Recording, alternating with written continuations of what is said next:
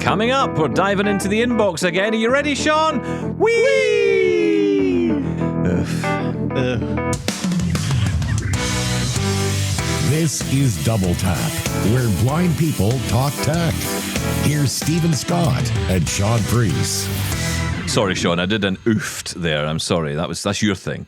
It was an audible oofed. Yes, copyright Stephen Scott. Yeah. Anyway, who started the whole diving into the inbox thing? That was you. I know. I don't know why I do this. You could honestly stop that sentence right there, couldn't you? I'm sure many people ask the same thing. You know what? I have been, since that extra we did with Tim Dixon and Callum Stoneman, and we were chatting about the whole world of Tailscale. Have you heard of Tailscale? Yeah, the one where you complained that it was uber nerdy and boring. Yeah, totally and utterly boring. Yeah, well, that's and it was in my mind at that time. Now, though, now I'm using it. Oh, yeah. Here we go. Heaven. No. Has someone got new sound effects? Maybe.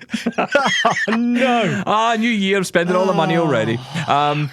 Buckle in. It's going to be a bumpy ride. Stephen's got new sound effects. Who knows? And I absolutely will not change my mind on that at all. That is absolutely true. No. Yeah. Okay. Why the sudden interest in Tailscale? Which, by the way, listeners, check out that Double Tap Extra. It's very, very good. So there's a guy on the internet. I could give you his name, but that would involve looking it up. News. Yeah, exactly, that's right. There's a guy on the internet, and he works for Tailscale, and he does all these videos, and I've been sharing them with you. Not that you pay any attention. You never read a single message. No, I missed it. Share with I you. was sleeping. Yeah, well, that's not an excuse. You wake up at some point. You're here now, aren't you? What have you been doing for the last 4 hours? You could have watched that video at least 100 times. Sorry. Okay. God, you're such an evangelist for Tailscale all of a sudden. Okay. It is ridiculous. So if you don't know what it is, because you've maybe not been following all of it, Tailscale is a way of connecting your computers, right? It's like almost building your own virtual private network. Is that fair? That's very fair. Yeah, that's what it is. So the idea is you sign up for a Tailscale account. And the great thing is we can recommend this. I say recommend it as in, you can try it. Because A, it's free. My favourite price. Love that. That's a strange sound effect when you think it's meant to be my correct one. And that doesn't sound right. That sounds like you're popping a pimple. Let's do it again. Let's do it again. Oh, yeah. So it does. Gross. I'm definitely keeping it now. But yeah, basically you can sign up. It's free to join. It's very accessible. That's what's cool about it. Now, look, don't get me wrong. If you have multiple users on an account, you're going to have to pay more. But I think it's free for up to 3 users. So, I'm not paying for it. You're not paying for it. You can have an account. You can have as many computers attached as you like. But it's the individual users. Why would you want to do that, Stephen Scott? Why would you want to connect your computers together? Give me a use case. Because I've got 15 computers in here and I want them all to talk to each other. Now, you can do that anyway. Right? You can do that with things like if you're using Windows, Remote Desktop Client, or what's it called? Remote Desktop Connection. Oh, no, hang on. That's different. That's connecting into a computer to connect a computer. Yes. So you can use that computer remotely. But what I'm talking about is sharing files or moving stuff around. And what's cool is with Tailscale, you can connect with other users. So you and I, for example, have joined together on this Tailscale network that we've built, which allows you and I to share files. So like all the files that we share for the program, we have on a hard drive, and then you can access that drive, which is in my house, and then you can get it. I know you're working. I know when you're working because I hear the little drive. I hear it going, that exact noise it makes.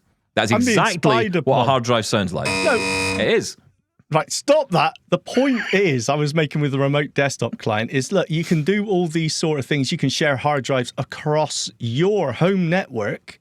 But as soon as you go outside that, like I can't connect from here into your Wi-Fi network without software such as a VPN, or in this case, Tailscale, which makes it so incredibly easy to do that. So when you're outside of your house, you still have access just like you're sat in front or in your living room.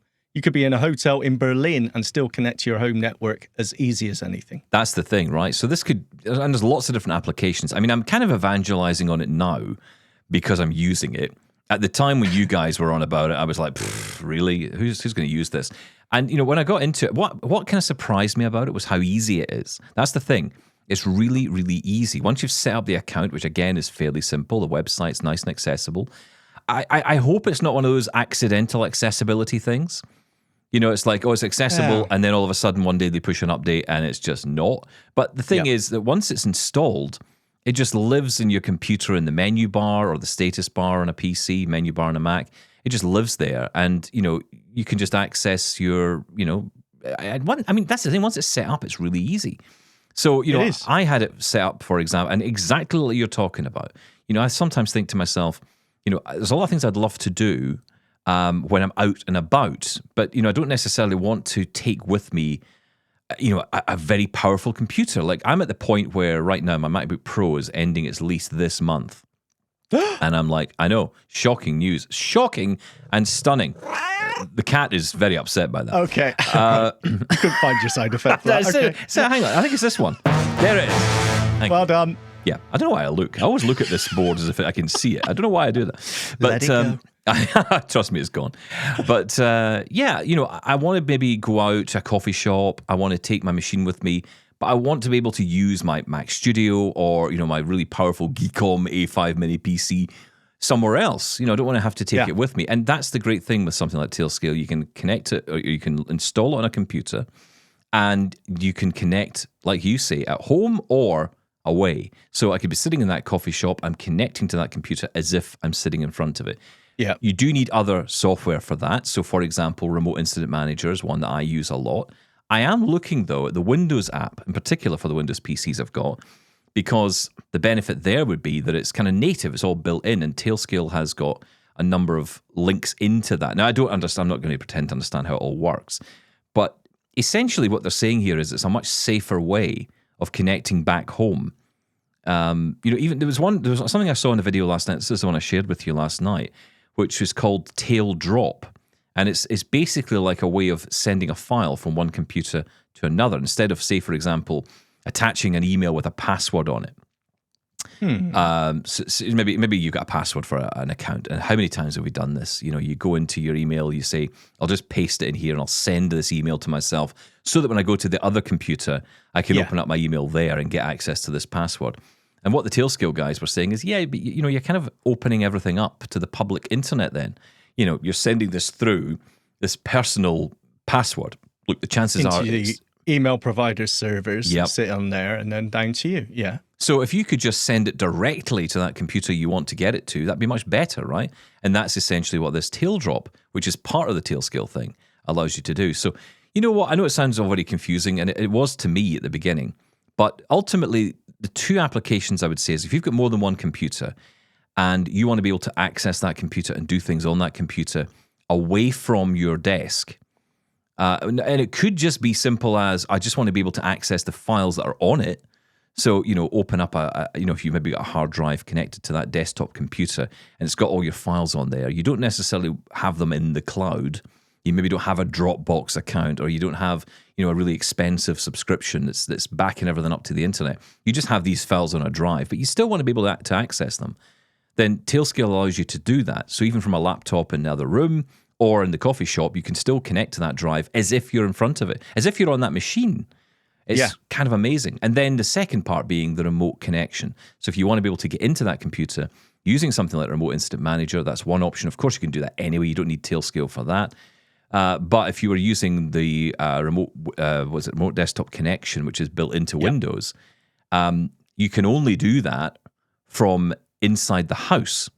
So I think you'd be okay in the house, right? Because you've got, even though the computer's in the shed, it's still on the same network, right? So you could do that without Once you leave your Tailscale. home network, you're in trouble. You can't connect into your home network. And there are ways to do it. There's really fiddly ways to do it. Oh, yeah, you can mess around with your router settings, open up a port, but opening up a port is opening up basically a door to the whole world, right? If someone gets into that port, it's a little bit tricky. It's not secure. How many of these services, from routers, how many of those web apps that you have to navigate are accessible?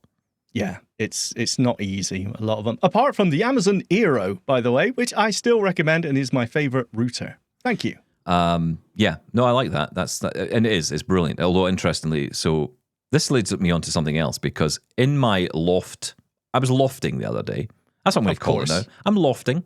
I'm going around my loft. I'm looking in He's boxes. browsing the tech warehouse. That's right. What's in At the here? top of your house. Oh, Yes. I think I went back to 1997. I don't know what year it was, honestly, but I found a tablet. Now, I think I mentioned this the other day on the show. If not, then, well, here we are. We'll talk about it now. But I found this tablet called a Lynx tablet, Linx. And I bought this. I cannot begin to think when I bought this. It must have been 10, 15 years ago. Oh, at least. Are we getting confused here? I'm sure mind you, we may have talked about this off air, and I told you to throw it in the bin immediately. Yeah, you Don't did. even boot it You up. did. No, Throw it in I the think bin. we mentioned it at the end of a show, but I was thinking at the time we should talk about it because my thinking was if I could get this thing working, it cost me £100. I remember that at the time. It was £100. I got it on QVC on 3 Easy Pays because that's the only way you can buy anything on QVC. Oh, QVC, that's going back. Okay. It's still going. We talking about? Oh, yeah, but I just don't watch it anymore. I've got all the Diamonique I could possibly want. You got all your Liz Earle. You've got all your Yes, that's yeah. right. You got all that stuff, right? Yeah. So Elemis is the new thing on there, apparently. Oh, so I my love a wife bit of tells me. Elemis, bit of Molten Brown. Oh yeah, Oh, yeah, stop yeah. it. Catherine Kidston. I've got to watch QVC now. I need to buy some overpriced nonsense. Stop it. It's very good. It's quality. It's value. It's convenience. Just in case you're watching That is QVC, I am 100% available. correct. So, no, I got this Lynx tablet, and it's basically, I think, a 10-inch tablet, maybe even, I think it is a 10-inch tablet, and it's got the attached keyboard. So it's, it's a tablet first. Runs Windows 10 is actually on it at the moment. So I powered it up, got it working, and thinking I could get Tailscale on this. And even though it's entirely awful as a computer, if it can connect to another machine remotely through Tailscale, then the world has just opened up in front of me on this tiny little rubbish computer. I had an issue. I faced an issue right away. First one, micro USB charging, I can almost guarantee. Yes, that was a problem. Okay. That was an Yep. issue. I had to find a charger for it. But that wasn't the biggest issue. No. The biggest issue was it would not connect to Wi-Fi. Oh, okay. 15 years ago, Wi-Fi G, N. Why? What happened? Are you picking a letter or are you asking me? Well, G, no, I'm N, just going to ask Y. you. Okay. Oh, I see. 811BG, what's it now? AC, AX? I can't even remember now. Okay, Well, carry on. It did see networks out there, so other networks around the Oh, street. it's fine. Yeah, it did see them, but it didn't see mine. And I thought, is that because the Amazon Eero that I've got is so new, so wonderful? And then I remembered, Oh, go on. Well, then I remember that in the settings somewhere, couldn't remember where, there's a setting to temporarily pause 5 gigahertz internet, so you can have 2.4 gigahertz only. If you're having trouble for some smart devices like smart bulbs and stuff won't connect unless they're 2.4 only. I noticed this with smart lights sometimes. It's just the bandwidth, it's the bands, right? It's essentially each router is putting out like 2.4 and 5 gigahertz, and sometimes they get confused. Yes, because the device may only be looking for the 2.4 gigahertz band, and your router's throwing out 2 of them, and it gets confused. It shouldn't do, but some older hardware definitely does get confused. So I went into the settings, and under troubleshooting in the Eero app, there is an option where you can temporarily pause 5 gigahertz to see if that pause. Temporarily. Okay. Temporarily. Yes. I'm part Irish. What can I tell you? Okay, you carry on. Please don't do that. Please carry on. And there's another So option. sorry. And there's another option. It's a good job I had coffee this morning, otherwise I'd be completely off. We'd be finished. But no, so the other option that was in there was to turn on legacy mode. So you can have like a legacy mode for Wi-Fi. And I have no idea what that means. It didn't give me any details. But you can turn on this legacy mode. The button's not accessible, problem. So you have to turn off VoiceOver to get to the button. Not great. I'm sure screen recognition would have picked it up, but I didn't. I just said that, the Amazon Eero app is incredibly accessible, and you've just thrown me under the bus with that, Stephen Scott. How dare you? I'm sorry. I will absolutely do better Take next it time. back and lie. You know what? It's fully accessible. I've never seen those settings to temporarily disable 5G. Yes. A 5 gigahertz span. You're welcome. Is That's in troubleshooting, is it? That's very Under handy, troubleshooting. to It be used to honest. be in the network settings. There was an option in there, but they moved it into troubleshooting now. So if you're ever having issues connecting something, these are things you can try. Anyway, the bottom line is it didn't work. None of it worked. Okay, so you threw it in the bin. So it's just lying there. It's such a shame, though. It's a What nice did I little say? machine. Throw it in the bin. It's Tell terrible. the listeners, because I know you didn't do this, tell the listeners, because I know we talked about this off air, tell the audience what you did with yours. And can I just say, you're an absolute disgrace. Well, no. Let be honest here. What I did was, Okay, I'll be honest. honest. You're an absolute disgrace. I did the same as you. I found it and thought, oh yeah, let's try this out. It must be updated. It must be usable. Charged it up, which took about 25 hours, right? Turned it on, turned the narrator on, and realized it was so underpowered. It was unusable. It was just painful to use. So I snapped it in half and threw it in the bin. Which is it in half. Which is what you're meant Wow. to do with this sort of... Look, what do you expect for that sort of money 10 years ago, 15 years ago? It was running an Ion or Atom processor. You cannot run a screen reader on this sort of thing. I'm telling you, it's more trouble than it's What are you worth. talking about? It's running a screen reader fine on mine. Yeah, all right. Maybe you've got the more deluxe version. Mine, absolutely not. I signed up to QVC Plus. You see, that's what it was. Have you got outside of the sign-in screen on Windows? What? What are you talking Have you about? actually logged in and used Yes. it? All right. How would I get okay. to the Wi-Fi settings? I do. Well, you got Wi-Fi settings in the sign-in screen, I will say this. It did make me think. unlike Mac, by the way, Yeah, I know. which aren't accessible if you're in recovery mode. We'll get to that in a minute, right? We'll get Sorry. to that. We'll get to your complaint Still in a minute. annoyed. But I want to talk about how wonderful Windows 10 is. Windows 10. Oh, it was glorious, even with narrator. Windows. Yeah. I'm sorry. What are you talking about? There's barely any difference between Windows 10 and Windows 11 from a screen reader point of view. What? Tell me what the difference is. You hit the Windows key, you type what you want to do, you hit enter, you tab around, you arrow around, you use object. But, you know what? It It's seemed all like the same. the settings window seemed like from a simpler time.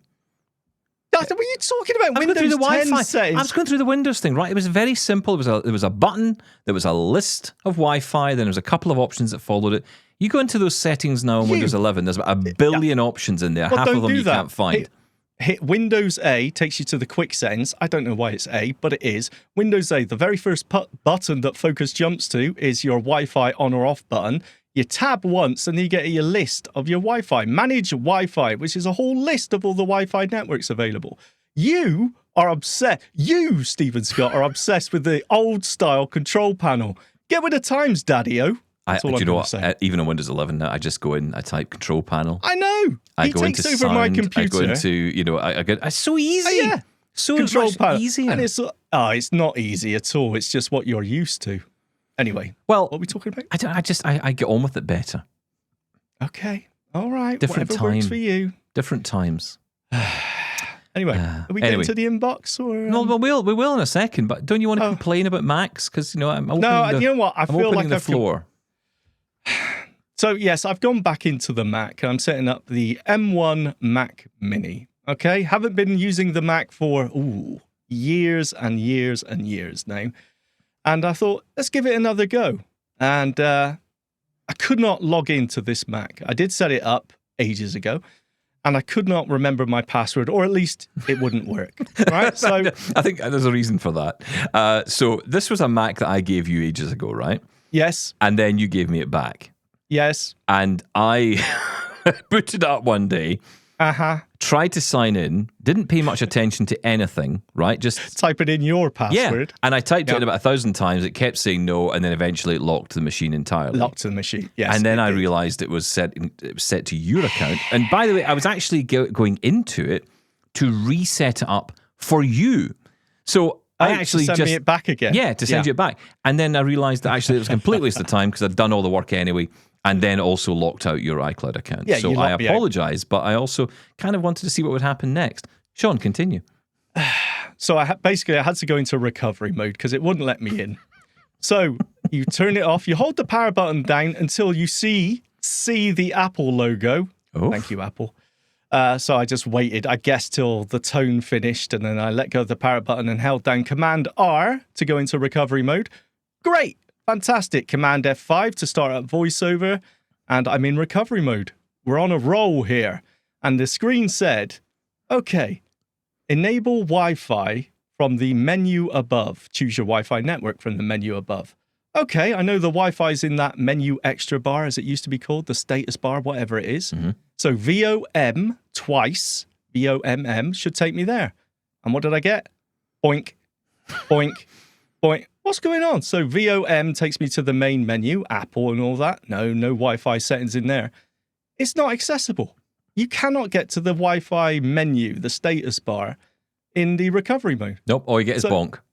All you get is bonk. Now, I must say, I was using an older version, an older OS. I can't remember what it's called now. It started with V anyway, I'm pretty sure. So Verara. From a couple of years ago. So maybe it's fixed in the latest one. Honestly, I don't know. But I think it is. Yeah. I think it is fixed. But I did say to you, if this machine's older than a certain age, as in the OS is older, you probably will have some issues, because there was a period where you could not access that Wi-Fi menu. Mm-hmm. So I had to find an Ethernet cable. I had to drag my router down from a shelf. So it was it's close dreadful. enough. I mean, only if you had 1,000 Ethernet cables and a shed with available Ethernet connections. Okay. You could have had it All set up in right. 2 minutes, but you're determined to do everything on your bed. You're like, yes, exactly. I was trying to think of someone famous that lies on a bed, but I can't think Leave of it. Yes, so I did do it like that. And it's all that, I plug it in here and I've got cables sort of not long enough. And but anyway, I got it set up and it's fine. I just got to get into it again. So you got it set up? I have got it set up. Yeah, I updated to macOS Seconda or whatever it's called now. So yes. I'm just getting used to navigating around and that interaction model. I'm sorry, I know I go on about it. You really do. It's just so awful, but I'm sure I'll get used to it. I'm going to try it out and then send it back to you and just buy a Geekcom A5 mini Windows PC, I'm sure. Absolutely the right thing to do. Yeah, I am 100% in agreement with that. Okay, look, shall we get into some emails today? Please. I think we should. Let's do it. Email. We get email. We get your email every day. Ding! Here's your mail today. Ish. Oh, that's nice. You like that music, don't you? I do. Yeah, it's growing on me. It's growing on you. We've only been fungus. using it for 15 years. I know, but I hated it just the other day. So I see. it's come back again. Right, let's kick off with Stan. What have you got to say, Stan? This is Stan Warren Luttrell with another possible contribution, because I like to keep your inbox full. Good man. And I do have a comment. I was listening to your most recent double tap for August 19th. And I really enjoyed you and Shaun, as I always do. The one thing, I have a question later, but I always like your banter, and keep up the bantering. The one thing I will tell you, it's always a good idea, when possible, to do as you suggest about contacting stores or places that you often visit to see how you can do things. For example, I know a store that I go to locally, and it's a store where I get my prescriptions filled and use one of those great script talk services that the store asked me if I wanted to take advantage of. And I'll use that store, and I'll use a couple of other stores. But there are certain stores I will never go to because of the way they acted toward me. And I made the decision of not shopping there. And with you folks, you always do a great job. And there was something else I meant to mention, but anyway, it faded out of my brain, so we will touch bases later. Take care and have an awesome double tapping day. Bye. Thank you, Stan. Appreciate your comments as always. I was waiting for the question and it never came. But thank you, Stan. Yes, you know what? You're absolutely right. Anyone who gives you any sort of attitude, anyone who makes you feel a certain way, other than great, doesn't deserve your business. I mean, there's absolutely no excuse for it. And you're absolutely right. Just don't go back. So why do you keep coming back here? Oh, because you make me feel great, Stephen Scott. Yeah. Okay, so I also want to mention Script Talk, because you mentioned that there, Stan. And Script Talk, I didn't realize this, but it's also available in Canada. And this is this medication information. So I think you can, I've never used it, but from what I hear, we don't have it in the UK. But from my understanding, it's a machine you have which can read the medication bottles, I guess. It can read the information from the medicine bottle. It means the pharmacist or chemist, however you describe them, can label your medication in an accessible way. So it's like using an NFC or something like that. As you said, we don't have it in the UK, so I haven't used it.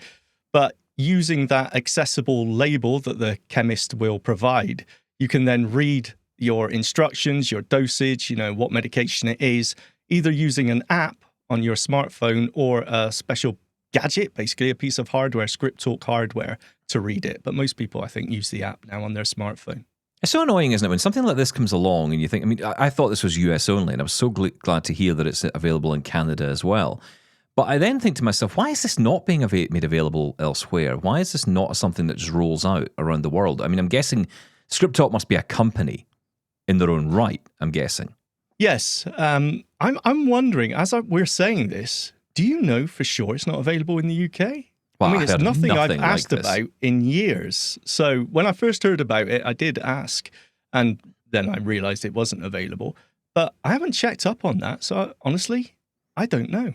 I mean, we do get Braille on a lot of our medicine. Oh, it's awful. I'm sorry.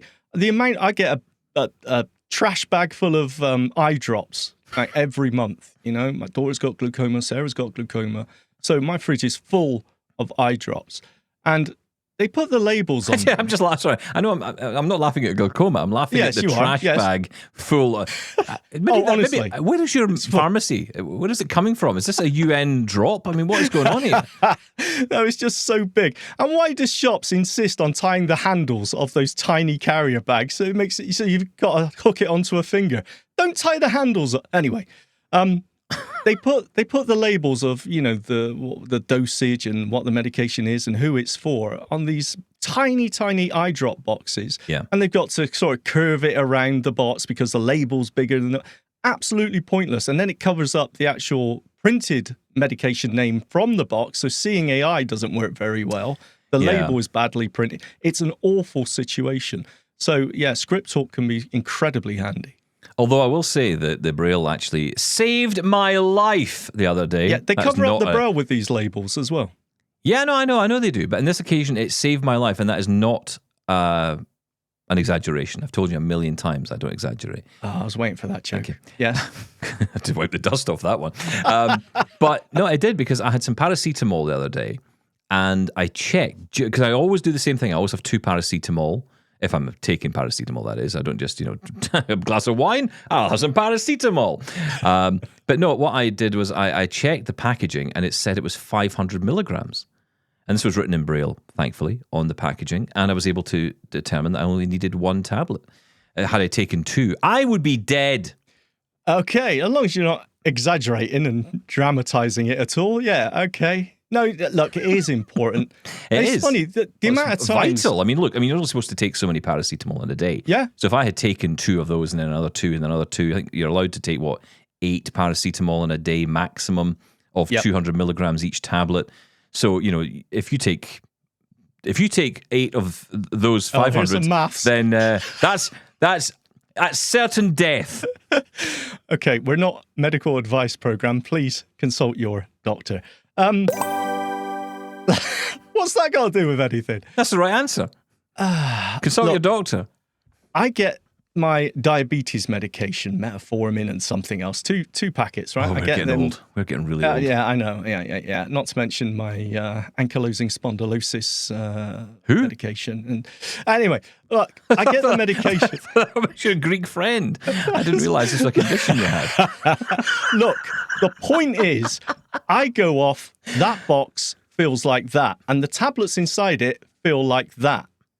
And then you'll get a different brand for absolutely no reason, and it's completely different. So you can't even go off this medication always comes in this box because it changes for every prescription. So you can't even go off that. So it is important that you're able to read at least the medication name and, as you mentioned, the dosage and strength as well. Yeah, and it's, like you say, it's also I think I did talk about this the other day. I'm getting to that point, I can't remember what I've said anymore in this program. I know. But so I end We up, talk a so lot. it sounds like we repeat ourselves all the time, because we do. But since taking on my mum's medication and having to look after her, I don't mean taking it, I mean, issuing it to her, making sure she's got everything correct. That's been a real challenge, because the problem is they change the directions often. They'll say, well, okay, this medication's increased, so you have to give her 1.5 tablets. And of course, I got in trouble because I didn't do that, because I couldn't read the information. And it's so funny when you tell people this. The first reaction, what is the first reaction you think I'm going to get, Shaun? See if you get it right. There's a quiz now. It's quiz time. What, when you tell someone you can't see the... Yeah, I can't read the label, so, and then the person will then respond with... Can't you get someone to do it for you? That's the correct answer. Mm-hmm. Every time, that's what I get. Oh, can't someone else do it for you? Yes, and why can't absolutely. You, yes, I absolutely could get someone else to do it if there was someone else here with working eyes to do it. Yeah, exactly. Or it could be accessible in the first place, so I could do it. Independent. That would be helpful. That would be more helpful. Yes. It's frustrating. I don't want to keep repeating myself, but it is frustrating. Right. But by the way, you can get, if you're managing someone else's, a parent's medication, by the way, you can get the medication already pre-sorted for you in what they call blister packs. Yeah. Instead of trying to go through the trash bag full of pills and sort them out to yourself and put them in their daily pill box. You can get the chemist or pharmacist to do that for you pre-done, but you do need to ask them for that. At least you can here in the UK. In some parts of England, perhaps. Scotland seems to be a little bit... there's the challenges of living rural, let's just say. There are issues with getting access to this. There are issues. Look, we'll take a short break. We're going to come back and we'll dive into more of your feedback. Double Tap thanks Numa Solutions for supporting this podcast and for their continued commitment to digital accessibility. Numa Solutions is behind some of the most powerful accessibility tools out there, all designed by blind developers who understand the real-world challenges of inaccessible tech. Whether it's Remote Incident Manager or RIM, which lets you give or receive fully accessible remote tech support across PC and Mac, or Scribe, which turns inaccessible meeting documents into screen reader-friendly files instantly, Numa is solving real problems with smart, usable tools. They're not just building the products, they're building independence to go along with them. At Numa, they believe access to information is a right, not a privilege, and that is why we're excited to celebrate our partnership with a special offer just for the Double Tap community. Use code DT20 for $20 off any new purchase or the first billing cycle of a subscription. And they're giving away 10 free community support subscriptions for Remote Incident Manager and 10 Scribe for Documents subscriptions as well. You can experience seamless tech support and real-time document remediation completely accessibly. Subscribe to our newsletter at doubletaponair.com/subscribe for your chance to win and stay up to date with everything they're working on. Get in touch with Double Tap. Email feedback@doubletaponair.com. Leave us a voicemail at 1-877-803-4567. And now you can send an audio or video message to us on WhatsApp. That number is 1-613-481-0144. Okay, let's get back to the emails then, and let's turn to our good friend Scott. Yeah, g'day, Scott from Sydney, Australia here. I just wanted to make a comment on Shaun and Stephen's comments on the Mac and USB drives in yesterday's episode. I wanted to say, Stephen, that you can actually make it a lot easier than mentioned in the episode, where you don't have to interact with the sidebar in the Finder. If you do a command comma in the Finder, there's a tick box that you can say that you want the USB drives to appear on your desktop on the Mac. So if you tick that option and click OK, when you insert a USB drive into a Mac, it'll show up on your desktop along with your Mac HD. You can also have that on the desktop as well. I don't think it's there by default. So if you look in the Command, preferences in Finder, you can tick the boxes and click OK. And then all you have to do is to tab or shift tab to the USB drive on your desktop, do a Command E to eject the drive, and you're done. No more interacting with the sidebar in the Finder, and this will make your life a lot easier, Stephen. Thanks very much, guys. Hope this tip is of help to you guys. I like life being easy, and that is a great tip, actually. And it's funny, I've had a few emails about this. Our good friend Alison Sheridan, who we had time with at CSUN, of course, most famous for the Nozilla cast. Alison backwards. Alison backwards, yeah. Very clever. Or Nocilla. I think I got in trouble for the way I said it. Oh, it's an accent thing. That's what I'm going to blame. But yeah, she was saying, oh, you're whining and moaning about the fact you can't easily eject things on your Mac. And like Scott says, you can absolutely do this. And Alison said it as well, and many others have been in touch to say the same thing. You know, just go to your desktop and you can eject it from there. But you're right, it has to be turned on by default, which is not. Or it has to be turned on, which is not by default. Sorry, no. You're holding it wrong. Why is it not as easy as this in the Finder? Why have you got to put all your hard drives on your desktop? Awful. I hate a cluttered desktop. No. Finder should be better. Thank you. Okay. Well, there you go. Shaun has spoken. Sorry, Scott. Right, let's go to Lucas. Hello, Double Tap. Lucas from California here. I wanted to check in and see if anyone else has been having this problem. As I'm in the United States, I do qualify for NLS Bard, the book service here. And one thing that's been happening is I've had this happen around a few weeks ago and right now, where it would say account inactive or suspended. If I'm like, because I called before to get, I called my local library to get my account back, and he said, "Oh, this is weird. It's supposed to this only happens if someone's not active for more than a month." I've barely had my account for a month and a half, so that's weird. And the last time I used Bard was a week ago.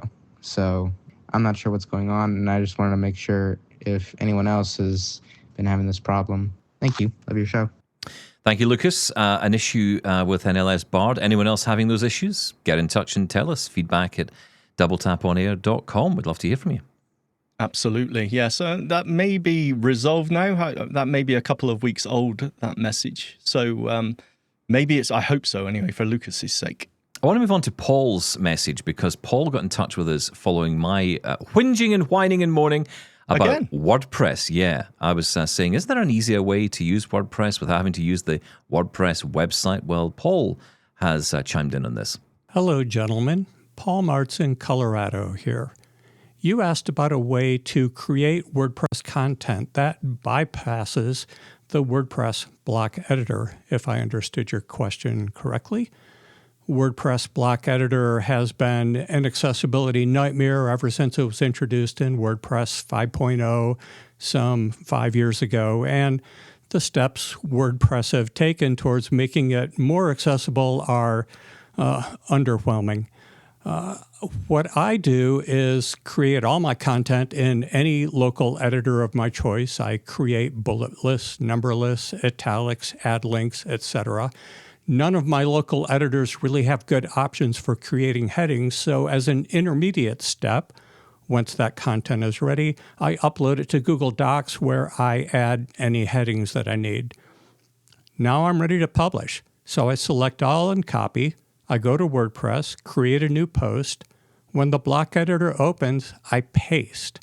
And then I save everything that I've done and I get out of the block editor. That gets me 98% of the way there. I hope this helps. Best of luck to y'all. Bye. Now, that was Paul Martz, of course, who you might remember got in touch with us and came on the show to talk about the tactile Rubik's Cube and his book that he created called Solve It. which if you haven't had that interview, you should definitely go back and check out. But thank you, Paul, for that. That is very useful advice. I think that's the thing. I mean, I kind of wonder sometimes, would it be possible to link together something like Google Docs and WordPress? I mean, that would make sense, right? You just post directly from there. Was that the issue you were having? Was it actually the block editor? So for anyone who doesn't know, WordPress is a content management website service, okay? And you can go on there and create a post and it publishes it on your website. Now, they did introduce, as Paul said, 5 years ago, I thought it was longer than that, this new way of typing in the post called Block Editor. And yeah, for a screen reader user, I didn't like it at all. But there used to be a plugin for WordPress called, was it Editor Classic or something like that? And it would take you back to basically just an edit field where you would type in all your text as normal. So that's the way I used to get around it. But still, there must be a way to turn that block editor off, or have they got rid of that now? I haven't used it in years, WordPress. I mean, look, the website, when you use the classic editor, life is better. I absolutely agree with that. But is the classic editor built into WordPress now? Or have you still got to download it as a third-party plugin? Well, on our website, on DoubleTap's website, we've had the classic editor installed for a long time. So I don't know if I think we do need to have it installed as a plugin now. And when you have it installed, you can choose whether or not, when you're editing something, you can choose which editor you want, or you can just default it to be the classic editor or the block editor. I haven't really dove into the whole world of the block editor. My reading of it was that it was more accessible now. There had been a lot of work that had gone into making it accessible. Yeah. So I'd be interested to learn more about that. I think it might this might be a little bit of one of those Outlook classic versus Outlook new situations where it's like it actually does work okay. Just we need to put the work in to actually figure it out. Find out how to use it. Well, I mean, Paul sounds like he uses it a lot, and he's obviously kept up with the various accessibility improvements, and he seems underwhelmed by it. So, yeah, I will say though, WordPress as a system, they've done a great job when it comes to accessibility on the whole. Yeah. The block editor was a blip, I've got to say. But on the whole, it's very accessible. If you want to create a website and you're blind, WordPress is great. Yeah, I think I just need to get used to using the editor again. I think that's the problem. But truth be told, I really want it to be simple. I mean, I remember the days when, and I don't know if you can still do this, but you used to be able to email your blog. You could just write everything in an email, and then it would post directly onto the site. And I thought, can I still do that? That would be cool. That'd be easy then, right? I mean, I could do all my formatting. Yeah, it used to generate a very secure random email that only you could probably guess. Yeah, and you could email your posts in. What you're looking for basically is TextPad or text editor or Notepad linked to your WordPress website. Doesn't exist as far as I know, Stephen Scott. Well, get used to it. Okay, fine. But, on the Mac, and dare I say it, on the good old Mac, you've got an application called Mars Edit that's been around for a very long time. Yeah. And, that application, it's got its quirks with VoiceOver. It does. But, what's interesting about it is pretty much a front end for WordPress. You can go in there, you can see all your posts. If you want to quickly jump through, I mean, this is the wonderful thing about it. You go in there, you can quickly jump into your post list. You can go through the posts. You can edit those posts quickly. It's almost like you're inside email. That's the way I would describe it. I'm sorry. That's the answer to your problems then. Yeah, well, it is. Whining and moaning about. It isn't. It's not, because there are issues with that as well. Work. No, it does. It works very well. It's just there's certain aspects of it that don't work particularly well. Such as? Like, adding a featured image, which I think that might be more to do with my server than actually anything to do with the application. But it's your problem. It's my fault, yeah. But the thing is, this is kind of like an email approach to it. And I'm looking for a Windows equivalent of that, right? Because, essentially you've got a column of what would be your blogs. So I've only got the one, so the Double Tap website is there. You then tab into the list of all the various posts. Now, there are a lot of posts in there. You have to work your way through those. But if you want to quickly find the latest one, well, that's there right at the top. You can just hit enter on it. You're inside this window, which has got all of your fields. You can just tab around, title, excerpt, whatever, get into the actual rich text formatting of the actual post, and then you can edit that to your heart's content and then send the whole thing to the blog. You can actually push it to the blog as a draft or published, and it's ready to go. And, there's a couple of issues I've got with that along the way, but I just want a Windows equivalent of that. I mean, the Mac one, I'm glad it's there, but I'd love to know if there's anything out there that is accessible that does the same thing for WordPress. And I find it strange that there isn't when Mars Edit is clearly popular because it's still going. And WordPress, what do they say? Powers 95% of the websites out there. So there should be something for Windows. Yeah, we'll have to wait and see. Any of these developers that are, creating stupid apps with coding, can you just maybe do something useful and build that? Stupid apps. Yeah, well, way to burn bridges there, Stephen Scott. Yeah, I'm sure we're going to get someone to do that for us now. Do you know what it's like? It's like, remember when the Amazon Echo came along and all the skills were just fart skills? That was all you ever got. Was just that was all you got all day long. It's ridiculous. Can I just say, and someone might, for example, use that as an opportunity just to have a sound effect like that nearby. I wouldn't do that because I am a good and decent man. We're waiting. Thank you. God, at least it wasn't a fart sound effect. That goes close. Can I just say, I found a YouTube channel called Coding Blind Tech when I was looking for my Python courses and Visual Studio Code, and I needed some help with that. And Coding Blind Tech on YouTube. Now, I don't think it's still going. It hasn't been updated in a while, but wow, what an amazing resource. It's so hard to find programming or coding information when we're talking about accessibility. Coding Blind Tech, well done, sir. I salute you, even though you're probably not doing it anymore. Thank you. Okay, and is this the thing that you read the entire manual of or something one night and fell asleep and never returned to it again? I must admit, yes, I am struggling still with Visual Studio Code. It is... no wonder. I've done Hello World. That's what more do you want? It's interesting. Leave it alone. Oh, listen, I don't doubt it's interesting. I have no brain for it. I am amazed. When people do coding stuff, it always blows me away how clever these people are. I just want them to use their skills for good. Okay, what, to help you? To help me, yes. To help me in this particular situation. Build me an app on Windows that I can easily see all my posts, navigate through. Have you ever tried? I mean, that's the thing, right? You go into these posts and you go through them and you want to maybe delete a particular post or you want to go through a pile of them and edit them. And the amount of time it takes to navigate through all that. And I think there must be a quicker way of doing it. There is at least on iOS, on the iPhone, there's a WordPress app, which was very good back in the day. I haven't tried it in a long time. But... Yeah, that's a good point, actually. Yeah, I did try that the other day. That was quite good. But there you go. Yeah, again, it's not Windows. Welcome. I want it Windows. Oh, God, Windows crazy. I'm loving it. Right, let's go to Elijah. Hello. On today's episode with Matthew Horsball, he said that the Tactile Graphics Conference concluded that 3D printing Braille is impossible as a blind person. However, this is incorrect. There is a programming language called JSCAD that lets you describe the shapes you want in a text-based format, and it can generate 3D model files from them.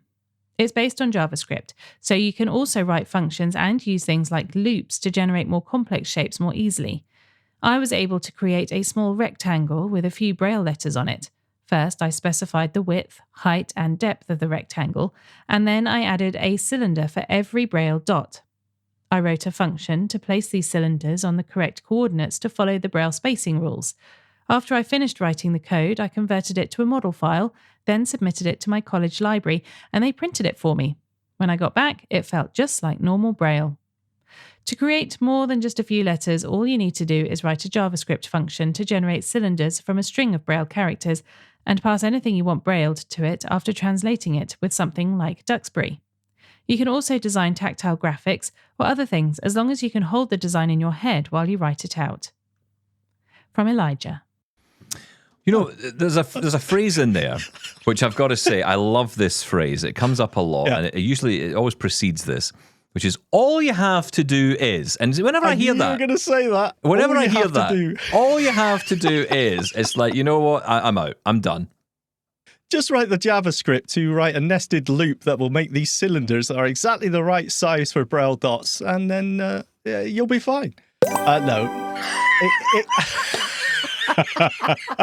Elijah, I don't mean to be dismissive because you made it work and that's fantastic. But I don't remember the conversation about 3D printing Braille to read. But I mean, there must be an easier way, surely. Yeah, it was. Or there should be, I should say. There should be an easier way. It was our good friend Matthew Horspool who was at the Tactile Graphics Conference in Amsterdam, I believe, and that was what came up in that conversation. But yeah, just very, very. I'm just blown away by you guys and what you can achieve with all this stuff. Yep. I'm still excited when I manage to open up a website and log into and actually do something useful. What was it I did? You're right. What was it I did the other week that I was so excited about? I think I'd bought something. Could be anything. I think it was from a store. I bought something online. I was so excited about doing it non-visually. And you're like, okay, but okay. Well, this is a big deal. It was. Sorry, Stephen. I don't mean to be dismissive. Little victories, they all help. You know what? We salute you, Elijah. Well do. done. You are a hero. You are got a hero. it done. 100% hero there. You're all heroes. You're all heroes. You're a hero. You're Me? well, not you. No, not you. Right, let's go to who we got next. We got Mark up next on the subject of RFID tags. Mark up next. Yes, that's right. Okay. Very popular these days, apparently. So I was listening to your conversation about going throughout a building with Braille, and you only see the point of it on the elevator, places that you already know would be there. Other than that, the other ones are not accessible because you cannot see them. But if they were RFID tagged, and then the RFID tags would be supported in connection with the Wi-Fi system, the layout of the whole entire building. So therefore, any RFID tag that you want to access, it's with voice command, and that would be an example. Would be bring me to the stairway, RFID north side, bring me downstairs to the first floor, RFID, and then the RFID tags would process algorithms for you to know how many steps. Just an idea. Take care. Bye. Okay. Thank you, Mark. Appreciate it. Love ideas. As long as I don't have to do anything with them, I love them. But I mean, this is another example of the conversation we've been having around indoor navigation. I mean, outdoor navigation to some degree, but certainly indoor navigation, different ways Final to frontier. do it. Yeah. Indoor navigation, it's still incredibly tricky. I would argue RFID, you need to be close to that RFID tag. So still, you need to know it's there in the first place, much like Braille signage. If you don't know it's there, then it disappears. It's not there. The same with RFID. How would you get close enough to start even, top of the stairs, floor 2, whatever it may be? Yeah. The problem, I think, is when you go to places now, there are so many different systems that people are trialing and trying. So, and to be fair, none of them really ever last. If it involve having to do something like putting up a tag or putting up like the Navilens is a good example of this. Okay, so this particular train station may have, Navilensed its way through life with a million tab, codes everywhere, right? All these codes. Yep. That's great until, a year down the line when the station gets an upgrade and things get moved around. Do those get updated too? And this is where the problem lies. If it's a company that has to go in and do it for them, and look, I know and I understand people are going to say, well, if a building is redone, rebuilt or things are moved or added or extensions added to it, whatever, then you would obviously update the signage, right? And ultimately, you would think this would be part of that. And maybe that's the bit of this conversation we need to have with these companies. That the signage is it's not just visual. It has to come in many forms. It needs to be part of the regulations. That's what it needs to be. Yeah. It's the same argument we have about accessibility departments in big tech companies. They're always mopping up after the main core of the work has been done, and then here, make this accessible. No. This should be thought about right from the start. And it's the same with buildings. This should be part of the building regulations, up to code or whatever it is. I don't know, but. Yeah, the other thing is also consistency. If I go into a building, yes, I don't think, there must be Navilens codes here or there must be whatever. You just don't know because they are so incredibly rare. Well, that's right. And, you walk into a building and there's a huge sign somewhere that says this building has Navilens capable, tags or codes or whatever. How would I know that? How would I know that's there? And how? And this is the other. And I will say this to NaviLens in particular. In fact, I'll say it to any of these companies. You know, if the company, I don't know what the logos are for these things, right? But would you know by that name that it's something that blind people would use? So would a staff member be able to say to someone, oh, by the way, if you want to help yourself navigate around, if you've got the NaviLens app, then would they know that? I don't know if they would. I don't know if the 2 and 2 would equal 4 on that, right? Yeah, but everything's about the training and making, again, it's about consistency and design. Look, every building, I remember this more from a visual point of view, every building I was ever in had the same signs for exit. The same, they looked the same. They always look exactly the same. Who makes these signs, right? There must be one company that's just making all these signs. So in my mind, then, that's part of the regulation. That has to be there. And we have to start thinking, when we talk about designing inclusively, we have to start thinking about designing inclusively in every sense. So the signage has to be made available in many formats. Yes, put it in Braille. Yes, have it audible. Have other formats as well. I think we've got to get to that point, because this current way of doing it where, I hate to sound dismissive on this, but, companies just come up with these ideas and then they go trial it in 2 or 3 buildings and it's heralded as some huge accessibility success. And then a year later, that system's dead. No one's using it. No one even knows it's there. It's like, we need to stop thinking in the moment about this. Stop thinking about this as this is a great answer for today. Yeah, but what about 10 years from now? And what about all the buildings? Great, I can walk into your bank and use that system. Then I walk into a different bank branch. It doesn't have it because, it's only the main branch that has that. So it means you have to travel to one location. Like one train station has that NaviLens thing in it, right? Maybe more now, I don't know. But let's say one has NaviLens in the UK. Right, great. Okay, now what? Right, so all the other train stations don't have it. So does it mean anything then? I have issues with this. I have real issues with this stuff. It's tricky though, but I mean, you can't design something that relies on technology and say that's there for life. No, I know changes. that. Of course it does. But again, this is about having that consistency of approach. Like I say, the signs that you get in buildings. It's all the same signs. AI, it's what I use. Read the signs that are already there. Well, then that comes back to that, right? Do we take responsibility as individuals? We don't look at the companies to do it because they're not going to be able to deliver it. I don't know if that's true, though. I don't know if that's true. Yeah. Anyway, interesting chat. We're going to talk tomorrow all about the Samsung Galaxy AI event, if I can say it. Yeah. Hopefully it'll be more interesting than the way I said it. Catch you tomorrow. Double tap solo.